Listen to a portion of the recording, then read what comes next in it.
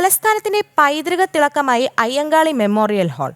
തിരുവനന്തപുരത്തെ പല കെട്ടിടങ്ങളെയും പോലെ കൊളോണിയൽ കാലഘട്ടത്തിലെ ഓർമ്മകൾ അവശേഷിപ്പിക്കുന്നുണ്ട് ഈ കെട്ടിടം. തിരുവിതാംകൂറിന് ആദ്യത്തെ നിയമസഭാ ഹാളായി പ്രവർത്തിച്ചിരുന്ന കെട്ടിടം ഇന്നും ഗതകാല പ്രൗഢിയോടെ നഗരമധ്യത്തിൽ തലയുയർത്തി നിൽക്കുന്നു.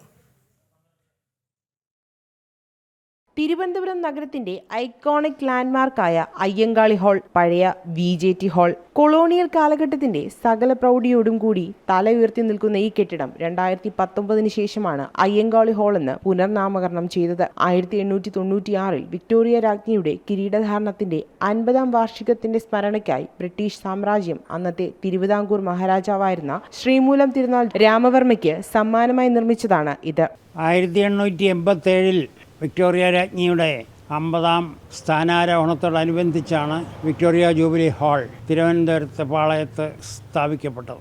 ഇന്ത്യ മഹാരാജ്യത്ത് പല ഭാഗങ്ങളിൽ ഇതുപോലെ ആ വർഷം വിക്ടോറിയയുടെ നാമത്തിൽ പല സ്ഥാപനങ്ങളും പടുത്തുയർത്തപ്പെടുകയുണ്ടായി. കൽക്കട്ടയിലെ വിക്ടോറിയ ഹാളും ഗവൺമെൻറ് വിക്ടോറിയ കോളേജ് പാലക്കാടും ഒക്കെ ക്യൂൻ വിക്ടോറിയയുടെ സ്മരണ ഉയർത്തുന്നു. 1837 വിക്ടോറിയ രാജ്ഞി ബ്രിട്ടീഷ് എംപ്രസ്സായി മാറിയത്. 1901 വരെ അവർ ഇന്ത്യയുടെയും കൂടി എംപ്രസ്സായിരുന്നു. അങ്ങനെ 1887 മുതൽ ഏതാണ്ട് ഒരു നൂറ്റാണ്ടിലധികം കാലം വിക്ടോറിയ ഹാളിൻ്റെ പേര് അങ്ങനെ തന്നെ നിലനിന്നു. പിൽക്കാലത്ത് മഹാത്മാ അയ്യങ്കാളിയുടെ പേരിൽ അതിന് ഇടണമെന്നുള്ള അഭിപ്രായം വന്നതുകൊണ്ടാണ് VJT ഹാൾ എന്ന Victoria jubilee town hall Mahatma Ayyankali hall എന്ന് പേരിടാൻ കാരണം. അതിലെ ഏറ്റവും പ്രധാനപ്പെട്ട പ്രത്യേകത പഴയകാലത്ത് കേരളത്തിൻ്റെ തിരുവിതാംകൂറിൻ്റെ നിയമസഭ പ്രത്യേകിച്ചും ശ്രീമൂലം അസംബ്ലി, ശ്രീമൂലം പ്രജാസഭ എന്നൊക്കെ അറിയപ്പെടുന്ന ശ്രീമൂലം അസംബ്ലി VJT ഹാളിലാണ് കൂടിയിരുന്നത്. അന്ന് അവിടെ വന്നിരുന്ന 2 പേരിൽ ഒരാൾ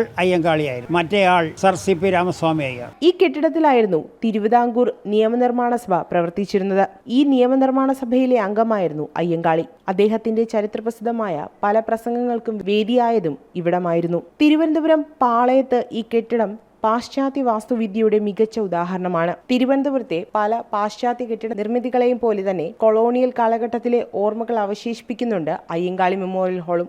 VJT ഹാൾ നമ്മൾ ഇന്ന് വെറും ഒരു ഹാളായിട്ട് കാണാൻ സാധ്യമല്ല. അതിനെയാണ് ഇത്രയും കാലം അവിടെ പ്രജാസഭയിൽ പ്രഭാഷണങ്ങൾ നടത്തിയ അയ്യങ്കാളിയുടെ പേരിലുള്ള ഹാളായിട്ട് ചിത്രീകരിച്ചു പോരുന്നത്. പക്ഷേ ഇത്രയും പഴക്കമുണ്ടെങ്കിൽ അതിനനുസൃതമായ യാതൊരു മേജർ റിപ്പയറും അവിടെ നടത്തിയിട്ടില്ല എന്നുള്ളത് മഹാകഷ്ടം തന്നെ. ബാബു പോൾ പൊതുവിദ്യാഭ്യാസ സെക്രട്ടറിയും സാംസ്കാരിക വകുപ്പ് സെക്രട്ടറി ആയിരുന്നപ്പോഴാണ് അതിനെ ആദ്യത്തെ റിപ്പയർ നടത്തുന്നതിനുള്ള ശ്രമം അടുത്ത കാലത്തുണ്ടായത്. പക്ഷേ അന്ന് പ്രത്യേകമായ എന്തോ ഒരു വെള്ളപ്പൊക്കം അതുപോലെ എന്തോ വന്നതുകൊണ്ട് ഫണ്ട് അലോട്ട് ചെയ്തതിൽ നിന്നും കുറച്ചതുകൊണ്ട് പൂർണ്ണമായ തോതിൽ അതിനൊരു സമൂലമായ പരിഷ്കരണം സാധ്യമായില്ല. പിൽക്കാലത്തും നന്നാക്കാൻ പോകുന്നു, റിനോവേറ്റ് ചെയ്യാൻ പോണു എന്നൊക്കെ പറഞ്ഞെങ്കിലും ഒന്നും നടന്നിട്ടില്ല. ഇങ്ങനെ പോകുകയാണെങ്കിൽ അത് എരണിയൽ കൊട്ടാരം താഴെ വീണതുപോലെ തകർന്ന് തരിപ്പണമാകും. വെള്ളയും ചുവപ്പും കലർന്ന നിറത്തിലുള്ള ഈ കെട്ടിടം കാഴ്ചയ്ക്ക് അതിമനോഹരമാണ്. തിരുവനന്തപുരം നഗരത്തിൽ പ്രധാനപ്പെട്ട എക്സിബിഷനുകൾ അടക്കം നടക്കുന്ന വേദി കൂടിയാണ് അയ്യങ്കാളി ഹാൾ.